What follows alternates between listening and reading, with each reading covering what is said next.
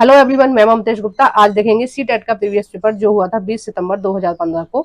और इस पेपर के हमने कई सारी पार्ट पहले कंप्लीट कर लिए हैं। अगर आपने नहीं देखे हैं तो इसी वीडियो के डिस्क्रिप्शन में आपको सी टेट के प्रीवियस पेपर की प्लेलिस्ट की लिंक मिल जाएगी, आप उस पर क्लिक करके देख सकते हैं।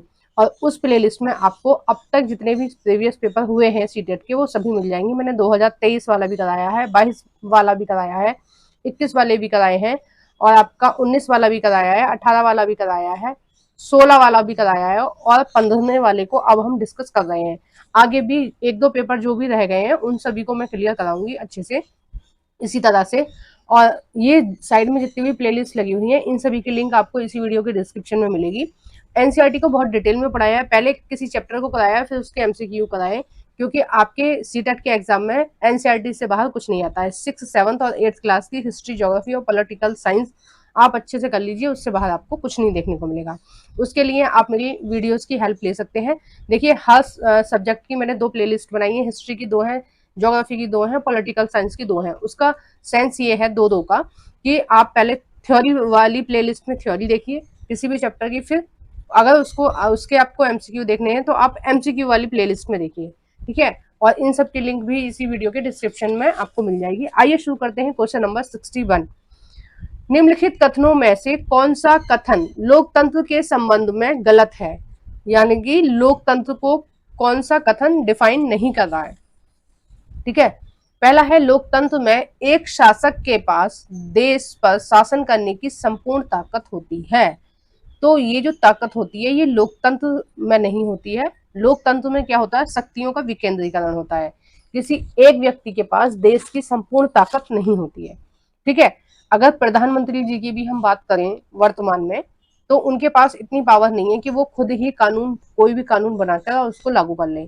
उसके लिए उन्हें संसद में पास करवाना जरूरी है, फिर उस पर जो हमारी प्रेसिडेंट है, जो हमारे राष्ट्रपति हैं, उनकी सिग्नेचर कराने अनिवार्य है। अगर राष्ट्रपति संसद में पास हो गया, राष्ट्रपति जी ने सिग्नेचर नहीं किए तो वो कानून नहीं बन पाएगा, वो विधेयक पास नहीं होगा, ठीक है। तो कोई भी व्यक्ति, एक व्यक्ति लोकतंत्र में देश को कंट्रोल नहीं कर सकता है।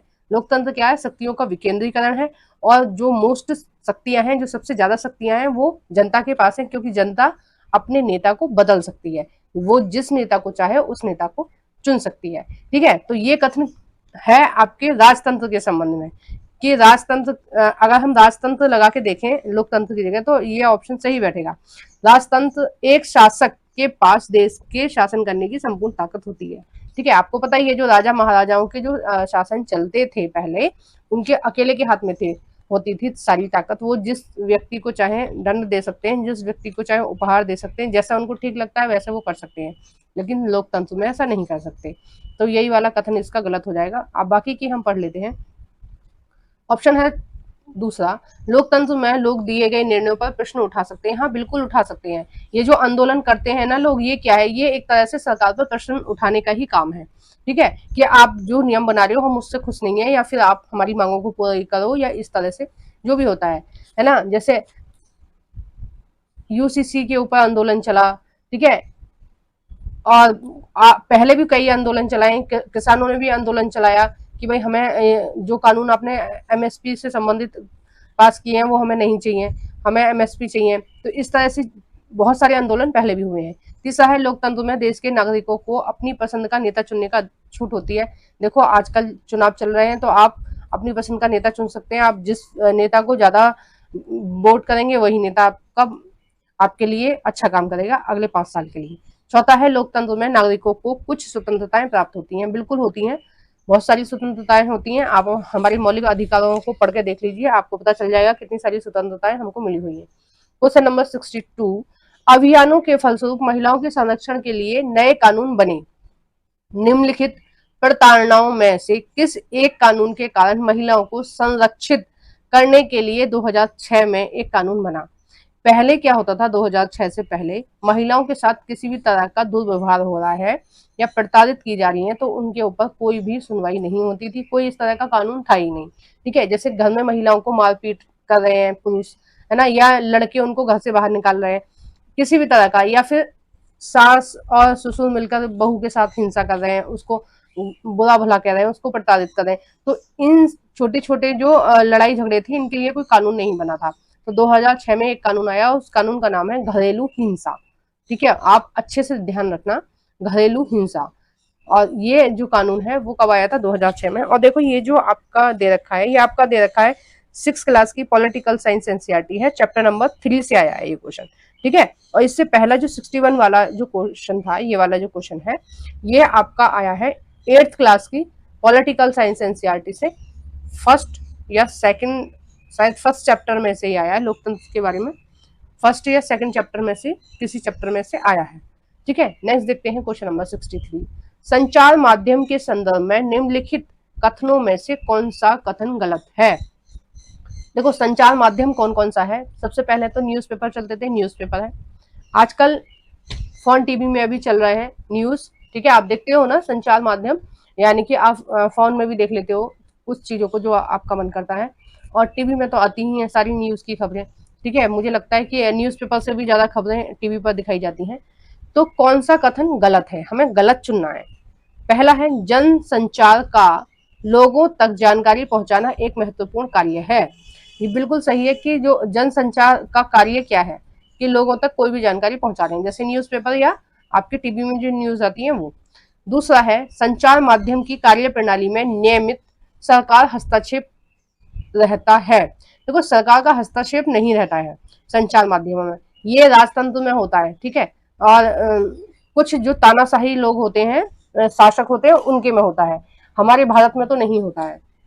हमारे भारत में हमारा जो मीडिया है वो पूरी तरह से स्वतंत्र है, वो चाहे तो सरकार की आलोचना भी कर सकता है, सरकार उसके खिलाफ कोई भी कार्रवाई नहीं करेगी।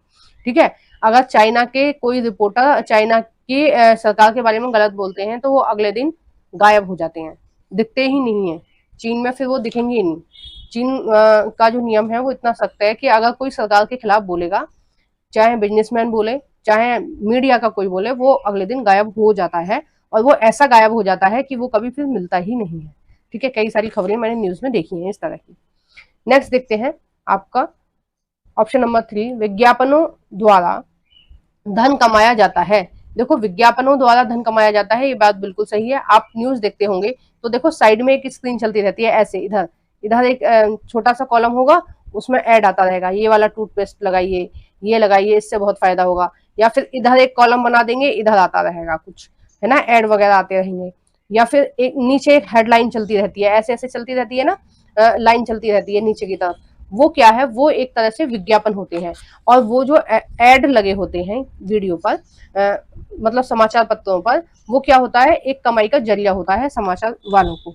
ठीक है, न्यूज वालों को इसका पैसा मिलता है, और इससे ही उनकी आमदनी अच्छी होती है। और देखिए न्यूज़पेपरों में भी आता होगा, आपने देखा होगा कॉलम में ऐसे छोटे छोटे कॉलम बने होते हैं कि ये वाला तेल खरीदिए, ये वाला शैम्पू खरीदिए, ये वाली क्रीम खरीदिए, या बड़े बड़े इश्तेहार भी आते हैं कई बार, है ना, मॉल वगैरह के भी आते हैं। तो वो क्या है? वो एक तरह से विज्ञापन है, और वो छापने के लिए जो भी न्यूज़पेपर कंपनी है या फिर आपके जो न्यूज आती हैं टीवी में, वो जो चैनल है वो उनसे पैसे लेते हैं इन विज्ञापनों को दिखाने के लिए या इन एडों को दिखाने के लिए। चौथा है जन संचार द्वारा उपयोग में लाई जाने वाली तकनीकें बदलती रहती हैं। देखो बदलती रहती हैं, पहले न्यूज़पेपर का ज्यादा जमाना था, अब फिर टीवी का आ गया कि टीवी में लोग न्यूज देखते थे, आजकल फोन में देखते हैं। तो टेक्नोलॉजी चेंज हो रही है दिन पर दिन। तो इसका जो सही आंसर हो जाएगा, हमें गलत वाला देखना था, और गलत वाला कौन सा है? सेकंड है, क्योंकि सरकार का कोई भी हस्तक्षेप इसमें नहीं होता है मीडिया के मामले में, है ना। और लोकतंत्र का चौथा स्तंभ कौन सा है? मीडिया ही है ना, और मीडिया पूरी तरह से स्वतंत्र है। क्वेश्चन नंबर 64, समाचार चैनल पर विज्ञापन का मूल्य निर्भर करता है, यानी कि कौन सा चैनल कितने पैसे लेगा किसी भी एड के, है ना। इनके भी तो पैसे निर्धारित होते होंगे, जैसे टूथपेस्ट का है या किसी भी चीज का ऐड आ रहा है तो उसके लिए कुछ पैसे लेते हैं उनसे। तो कितने पैसे लेने हैं और कितने नहीं लेने हैं, कब कैसे निर्धारित होगा, उसके लिए देखते हैं ऑप्शन। पहला है बड़े व्यापारिक घरानों पर, दूसरा है कंपनी क्षेत्र पर, तीसरा है चैनल की लोकप्रियता पर, और चौथा है दर्शकों की मांग पर। देखो दर्शकों का कोई मतलब नहीं है इससे, है ना। दर्शकों को क्या मतलब है? ऐड आ रहे हैं तो वो देख लेंगे, अगर उनको नहीं पसंद है तो वो चैनल चेंज कर देंगे। तो निर्भर किस पर करता है कि कितने पैसे अपने चैनल पर ऐड दिखाने के लिए जाएं। तो ये निर्भर करता है आपके चैनल की लोकप्रियता पर। ठीक है, अगर किसी चैनल को डेली 1 लाख लोग देख रहे हैं तो विज्ञापन वालों को पता होता है, जो विज्ञापन देते हैं कि उसके कितने व्यू आ रहे हैं। ठीक है, तो वो उनको इतने पैसे देते हैं, है ना, विज्ञापन के अकॉर्डिंग पैसे देते हैं, मतलब व्यू के अकॉर्डिंग पैसे देते हैं कि इतने व्यू आ रहे हैं तो इनको, इन चैनल वालों को इतने पैसे दिए जाएंगे। उसी तरह से जो न्यूज़पेपर होता है, जो न्यूज़पेपर ज्यादा बिकता है उस न्यूज़पेपर की डिमांड ज्यादा होती है पैसों की, कि अगर हमारे अखबार में आपको विज्ञापन छापना है तो आपको हमें इतने पैसे देने पड़ेंगे। ठीक है, तो किस पर निर्भर करता है, चैनल की लोकप्रियता पर। क्वेश्चन नंबर 65, जनहित याचिका PIL के संदर्भ में नीचे दिए गए दोनों कथनों पर विचार कीजिए और सही उत्तर का चयन कीजिए। जनहित याचिका क्या है या PLI क्या है, सबसे पहले हम ये जानने की कोशिश करेंगे। जनहित याचिका है कि अगर जनता को किसी भी मामले में कोई भी दिक्कत है तो वो इसके लिए आसपास में जो भी जहां भी याचिका दी जाती होगी वहां जाकर अपनी याचिका दे सकते हैं। अब देखो जनता की क्या क्या समस्या होती हैं, जैसे आपके आसपास में पानी भर रहा है, उसकी वजह से डेंगू मलेरिया कुछ भी फैल रहा है, तो उसके लिए आप याचिका दायर कर सकते हो। ठीक है, या फिर आपके आसपास की रोड खराब है, आपके आसपास कहीं कूड़ा इकट्ठा हो रहा है, उससे बदबू आ रही है और सबको दिक्कत हो रही है, या फिर किसी हॉस्पिटल में आपके साथ सही व्यवहार नहीं हो रहा है, इलाज ठीक से नहीं हो रहा है, तो इसके लिए भी आप याचिका दायर कर सकते हैं। या फिर स्कूल में बच्चों की पढ़ाई ठीक से नहीं हो रही है, आपके आसपास में कोई स्कूल है उसकी पढ़ाई ठीक से नहीं हो रही है, उसमें पढ़ाई ठीक से नहीं हो रही है, टीचर्स नहीं आते हैं नियमित रूप से, तो आप याचिका दायर कर सकते हैं। और इन सभी याचिकाओं को ध्यानपूर्वक पढ़ा जाता है और जो भी आपकी समस्याएं हैं उनको सुलझाया जाता है। ठीक है, ये क्या होता है, ये निःशुल्क होता है, इसमें आपका कोई भी खर्चा नहीं है, बस आपको याचिका दायर करनी होती है ना। हाँ, आसपास में जो भी दफ्तर होता होगा उस या फिर कोई बॉक्स होता है उसमें आप ये अपनी जो भी आपकी याचिका है, जो भी आपकी समस्या, आप उसमें डाल के आ सकते हैं। और ये नियम इसलिए, ये जो सुविधा दी गई थी PIL की, ये इसलिए दी गई थी ताकि जो न्याय है वो आम लोगों की पहुंच तक रहे। ठीक है, ऐसा नहीं है कि जिनके पास पैसा होता है वही मुकदमे लड़ सकते हैं, तो इसमें मुकदमे वगैरह लड़ने का कोई मतलब है नहीं। आपको जो भी दिक्कत है आप 2-4 लोगों के सिग्नेचर कराइए और उसको बॉक्स में डाल दीजिए, जो भी आपकी समस्या है मोहल्ले की, आस पड़ोस की, उस चीज के ऊपर काम हो जाएगा। ठीक है, अब ऑप्शन हम देख लेते हैं कि ऑप्शन कौन सा सही है। पहला है, यह एक ऐसी व्यवस्था है जिसके माध्यम से सरकार के क्रियाकलापों के विषय में आवश्यक जानकारी प्राप्त करते हैं, तो ये इसका आंसर नहीं है। ठीक है, सरकार के मामले में हम सरकार क्या कर रही है क्या नहीं कर रही है उसके बारे में हम जानकारी प्राप्त नहीं कर सकते। ठीक है, हम सेकंड है, यह एक ऐसी व्यवस्था है जिसके माध्यम से किसी व्यक्ति या संस्था को जिनके अधिकारों का उल्लंघन हुआ है उन्हें न्याय पाने के लिए उच्च न्यायालय या सर्वोच्च न्यायालय में याचिका दायर करने का अधिकार दिया गया है। ठीक है, क्या दिया गया है, उनको अधिकार दिया गया है। अगर आपके अधिकारों का उल्लंघन हो रहा है, जैसे आपका मौलिक अधिकार है कि सरकार आपको स्वच्छ वातावरण प्रोवाइड कराए, आपको प्रॉपर पानी की सुविधा दे, आपको प्रॉपर सड़क वगैरह खरंजा वगैरह लगा के दे, नालियां बना के दे, ये काम किसका है, ये काम है सरकार का। अगर सरकार अपना काम ठीक से नहीं करती है तो जनता अपनी याचिका दायर कर सकती है और ये बिल्कुल निःशुल्क है, इसके लिए आपको पैसे नहीं देने पड़ेंगे। पहले ये लेटर लिखे जाते थे, अब सारी चीजें ऑनलाइन हो रही है, तो ये आजकल ऑनलाइन हो रही है। और देखो याचिका दायर करके बहुत सारे केस सॉल्व हुए हैं, जैसे बाल श्रम के ऊपर याचिका दायर की गई थी, जनहित याचिका दायर की गई थी, और बाद में इसके से संबंधित नियम भी बना था कि जो 16 साल से कम उम्र के बच्चे हैं उनसे किसी भी तरह का, 15 साल से कम उम्र के जो बच्चे हैं उनसे किसी भी तरह का काम नहीं लिया जाएगा। ठीक है, और बंधुआ मजदूरी जो थी इसके तहत ही खत्म की गई थी, जनहित याचिका के जरिए ही। ठीक है, और शिक्षा का अधिकार जो मिला है वो भी इसी याचिका के बल पर मिला है। ठीक है, इसी का नियम के तहत मिला है। चुनाव से संबंधित भी कई सारी याचिका दी गई थी कि चुनाव में कोई धांधली हो रही है या कुछ भी हो रही है, तो उसके ऊपर भी कोर्ट ने सुनवाई करी और उनको अधिकार मतलब उनके अधिकार को सुरक्षित रखा गया। ठीक है, ग्राहकों के कोई भी मामले होते हैं, कोई आपके साथ धोखाधड़ी कर रहा है, आपके पास में कोई परचून की दुकान है, वो गलत तोल के दे रही है, कम तोल का दे रहा है, या आपको खराब सामान दे रहा है, तो आप इस तरह की याचिका दायर कर सकते हैं और न्याय पा सकते हैं। तो इसका जो सही आंसर हो जाएगा 65 का, वो हो जाएगा आपका पहला गलत है और दूसरा बिल्कुल सही है। नेक्स्ट देखते हैं क्वेश्चन नंबर 66, संसद के प्रश्नकाल सत्र के संबंध में ए पहला और दूसरा दोनों कथन विचार कीजिए और निम्नलिखित विकल्पों में से सही विकल्प का चयन कीजिए। प्रश्नकाल के दौरान जब संसद की कार्रवाई चलती है, ठीक है, आपने न्यूज़पेपर में देखा होगा कि जब भी संसद की कार्रवाई चलती है तब क्या होता है, एक प्रश्नकाल होता है, ठीक है, और उस प्रश्नकाल में सबसे पहले सरकार से प्रश्न किए जाते हैं कि आपने किन किन चीजों के ऊपर काम किया है, ठीक है। ये प्रश्न कौन करती है, ये विपक्ष करती है और सरकार से करती है, ठीक है, सत्ता पक्ष से करती है। प्रश्न की मतलब किन किन चीजों पर काम हुआ है उसका वो मांगती है ब्यौरा, ठीक है, ये होता है प्रश्नकाल। अब देखते हैं कि क्या लिखा है प्रश्नकाल के संबंध में। संसद के प्रश्नकाल के संबंध में पहला और दूसरा दोनों कथनों पर विचार कीजिए और निम्नलिखित विकल्प में से सही विकल्प का चयन कीजिए। फर्स्ट है, संसद सरकार के कामकाज के बारे में जानकारी प्राप्त करती है। ये बिल्कुल सही है कि संसद के जो अन्य लोग होते हैं वह ये देखते हैं कि जो संसद है वो किस तरह से, जो सरकार है उसने क्या काम किया है और किस तरह से किया है। दूसरा है, यह एक ऐसी व्यवस्था है जिसमें कार्यकारिणी विधायिका को नियंत्रित किया जाता है। तो संसद ही अपने आप में क्या है, एक विधायिका है।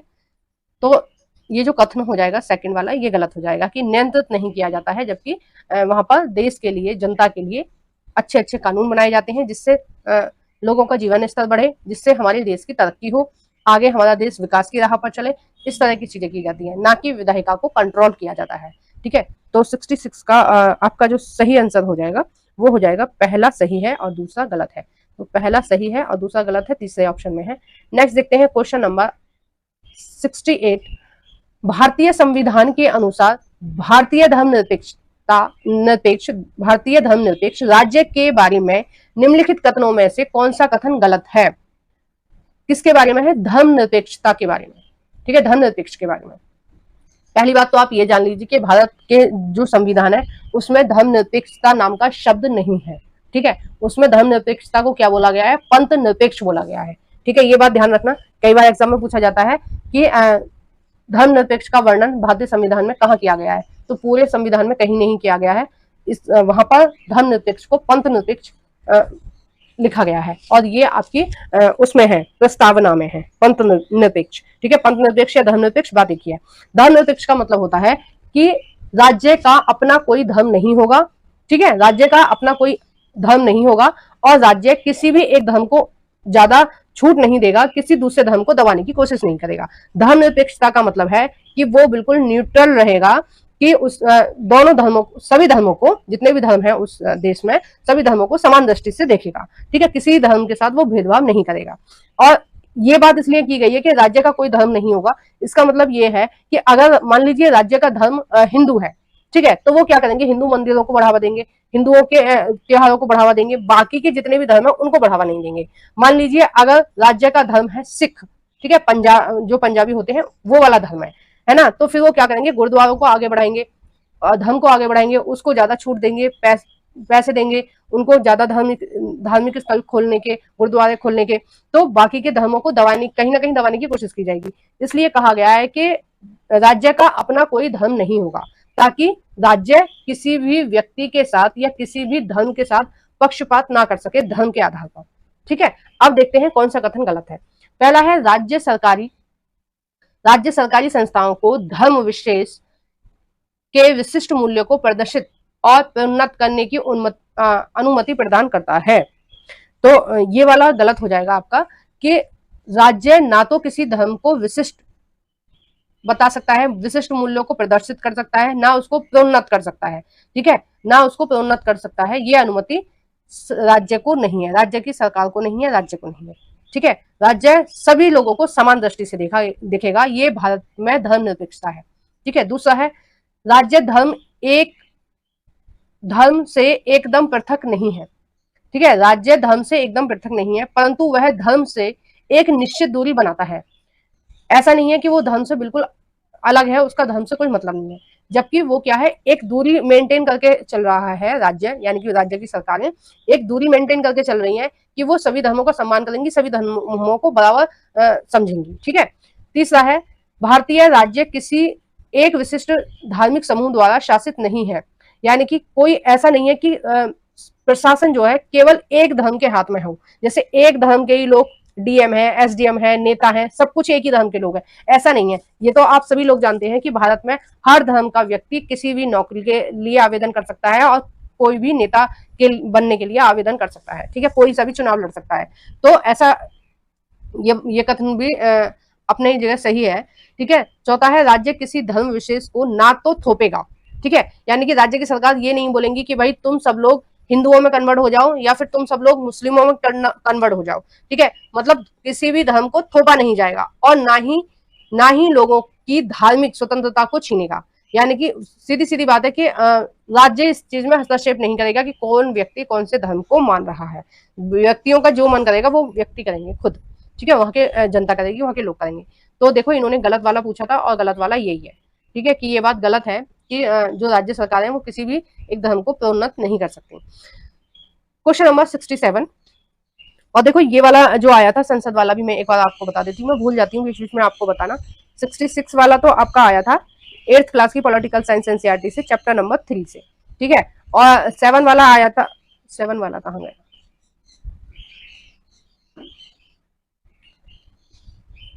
चलो 7 वाला नहीं दिख रहा है इसमें, 8 वाला देखते हैं। देखो नीचे है वो, हाँ चलो बाद में देखते हैं उसको। 68 वाला आया है आपका 8th क्लास की पॉलिटिकल साइंस एनसीईआरटी से चैप्टर नंबर 4 से। और ये वाला भी मैं बता देती हूँ, 67 वाला ऊपर नीचे हो गया है। तो 67 वाला आया है आपका 8th क्लास की पॉलिटिकल साइंस एनसीईआरटी से चैप्टर नंबर 4 से। ठीक है, ये इसमें आया है। और देखो चैप्टर का नाम भी बता देती हूँ मैं, न्यायपालिका करके कुछ नाम है। अब देखिए क्वेश्चन नंबर 67, एक मिनट, क्वेश्चन नंबर 67, न्यायिक समीक्षा। न्यायिक समीक्षा पर दिए गए, ये थोड़ा सा मिस्टेक हो गया, पर दिए गए निम्नलिखित दो कथन पहला और दूसरे पर विचार कीजिए और सही विकल्प का चयन कीजिए। सबसे पहले आप जानिए कि न्याय समीक्षा क्या होती है। न्यायिक समीक्षा होती है कि जब संसद कोई भी नियम पास करती है, कोई भी कानून पास करती है, संसद में कोई कानून पास हो गया, ठीक है, उस पर राष्ट्रपति जी के भी सिग्नेचर हो गए, अब वो पूरी तरह से कानून बन गया। अब वो कानून आएगा न्यायपालिका के पास, तो न्यायपालिका देखेगी कि जो कानून बनाया गया है वह संविधान के अकॉर्डिंग है या नहीं है। अगर किसी की स्वतंत्रता को प्रॉब्लम हो रही है या फिर धर्म, जैसे धर्मनिरपेक्षता वाली बात कही, या फिर इस धर्मनिरपेक्षता का कोई कानून उल्लंघन कर रहा है, या किसी भी वर्ग के जो कानून लिखे गए हैं संविधान में उनको का उल्लंघन कर रहा है, मूल संविधान के किसी भी कानून का उल्लंघन कर रहा है वो नियम, तो उस पर जो न्यायपालिका है, जो सुप्रीम कोर्ट है हमारा, वो उस पर समीक्षा करेगा और उनको बताएगा कि भाई इस नियम में ये गड़बड़ है, आप इसको चेंज कीजिए। ठीक है, कानून बना नहीं सकता है सुप्रीम कोर्ट और हाई कोर्ट, केवल बता सकता है कि आपने इस कानून बनाने में ये गलती की है और आप इस गलती को सुधारिए। ये आदेश किसको देगा? वो संसद को देगा। ठीक है, वो खुद नहीं सुधार सकता है, केवल आदेश दे सकता है। ये एक लिमिटेशन है हमारे संविधान में कि न्यायपालिका अलग है, कार्यपालिका अलग है और विधायिका अलग है। ठीक है, तो विधायिका किसके अंतर्गत आती है? इसमें आती है संसद में।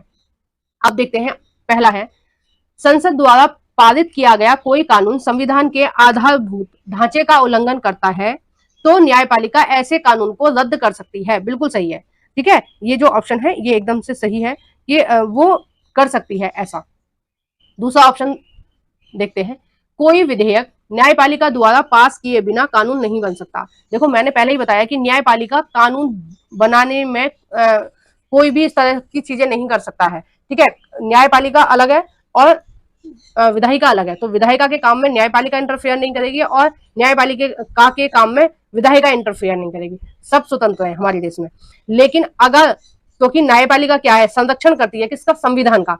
अगर संविधान का कोई भी अनुच्छेद का उल्लंघन हो रहा है तो फिर हमारी न्यायपालिका बोलेगी, हमारा सुप्रीम कोर्ट बोलेगा कि भाई तुम इस तरह का कानून इसको रद्द कीजिए और इसकी जगह इसमें संशोधन करके दूसरा कानून आप लेके आइए। तो इसका जो सही आंसर हो जाएगा वो हो जाएगा पहला सही है और दूसरा गलत है, तीसरा वाला ऑप्शन हो जाएगा। नेक्स्ट देखते हैं क्वेश्चन नंबर 69, भारतीय राज्य की सरकार किस प्रकार की है? यानी कि भारत में, देखो राज्य का मतलब किसी स्टेट की बात नहीं हो रही है, राज्य का मतलब है एनसीईआरटी में पूरे देश के लिए बात हो रही है। राज्य का मतलब आप देश से समझिए, एनसीईआरटी में ज्यादातर जगह राज्य ही लिखा हुआ है, क्योंकि अगर हम प्राचीन भारत देखें तो उसमें भी राज्य करके ही संबोधन किया गया था एक देश को। ठीक है, जैसे राजाओं का छोटा छोटा देश होता था, आपने किसी नाटक में या मूवी में भी देखा होगा, हमारे राज्य में ये हुआ, हमारे राज्य में, इस तरह की वर्ड का प्रयोग किया गया था राजा महाराजाओं द्वारा, इसलिए राज्य देश के लिए यूज किया गया है एनसीईआरटी में। ठीक है, तो राज्य का मतलब हो गया देश। भारतीय देश की सरकार किस प्रकार की है? पहला है अध्यक्ष आत्मक सरकार, तो देखिए ये जो सरकार है ये आपकी अमेरिका में है। अध्यक्षात्मक सरकार होती है कि वहां पर जो पूरी जो पावर होती है देश को चलाने की, वो राष्ट्रपति के हाथ में होती है, ना कि संसद के हाथ में होती है। ठीक है, होता वो भी लोकतंत्र है, अध्यक्षात्मक सरकार भी लोकतंत्र होती है, और ये जो संसदात्मक सरकार होती है वो भी लोकतंत्र ही होती है, दोनों लोकतंत्र होते हैं। लेकिन वहां पर क्या होता है, राष्ट्रपति के हाथ में होता है। जैसे हमारे यहाँ पर जो ज्यादा शक्तियां हैं वो किसके हाथ में है, प्रधानमंत्री के हाथ में। लेकिन अध्यक्षात्मक वाली सरकार में ज्यादा शक्तियां किसके पास होती है, राष्ट्रपति के पास होती है। ठीक है, दूसरा है लोकतांत्रिक सरकार। तो हमारी सरकार कौन सी है, लोकतांत्रिक सरकार है। तो इसका जो सही आंसर हो जाएगा वो दूसरा ही हो जाएगा। ठीक है, पूंजीवादी सरकार होती है, प्राइवेट सरकार। ठीक है, पूंजीवादी मतलब अपने हिसाब से वो काम करती है, जैसा उसको ठीक लगेगा वो। ठीक है, और साम्यवादी सरकार होती है, वो जो भी संसाधन है देश के वो सब में बराबर बांटती है, वो काम के आधार पर लोगों को नहीं देती है। वो क्या करती है, लोगों मतलब सबके लिए सब बराबर है।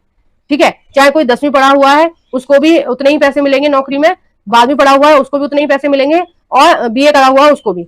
साम्यवाद क्या है, जो राज्य की संपत्ति है उस पर सबका बराबर का अधिकार है, और सबको बराबर सैलरी दी जानी चाहिए, सरकार सबके लिए बराबर करेगी। ये है साम्यवाद की सोच। अगर कोई आदमी 10 घंटे काम कर रहा है उसको भी उतने पैसे मिलने चाहिए, और कोई आदमी 6 घंटे काम कर रहा है उसको भी उतने ही पैसे मिलने चाहिए। ये साम्यवाद की विचारधारा है, जो कि गलत है। ठीक है, मुझे गलत लगती है, आप लोगों को सही लगती है वो बात एक अलग है, कि जो आदमी जितना काम कर रहा है उसको उतने पैसे मिलने चाहिए, है कि नहीं।